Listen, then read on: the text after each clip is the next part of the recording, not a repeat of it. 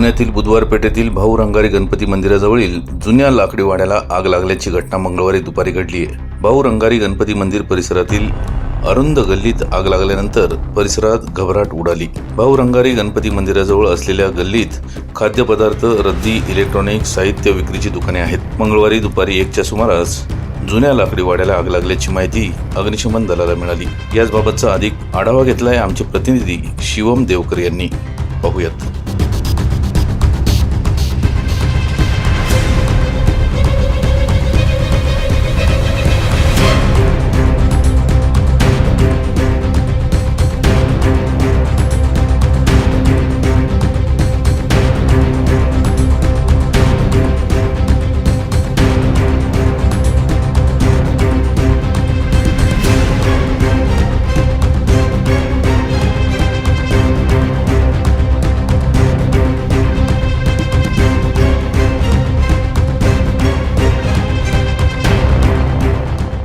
आता आपण श्रीमंत भाऊसाहेब रंगारी गणपती मंदिरासमोरील असलेल्या एका वाड्यासमोर उभे आहोत। आणि जसं की आपण इथे पाहू शकता, इथे आग लागलेली आपल्याला पाहायला मिळते आणि रहिवासी देखील इथं आहेत। आपण त्यांचे संवाद साधारण त्यांच्याकडून जाणून घेऊया।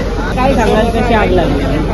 साधारण फुटके गॉडन असल्यामुळे आग लागली। आणि काय जीवितहानी झाली? कोणी काय आलं? कोण नाही? साधारणतः किती वाजता आग लागली? 1:20 पण आतमध्ये पुट्टे आणि इतर काही लाकडी सामानांचं गोडाऊन होतं, त्यामुळे आग लागलेली आपल्याला दिसून येते। सोबतच आतमध्ये जे आहे बहुतेक शॉर्ट सर्किटमुळे आग लागण्याची देखील शक्यता आता इथं वर्तवण्यात येते। पुण्यातून मी शिवम देवकर, आपला आवाज पुणे।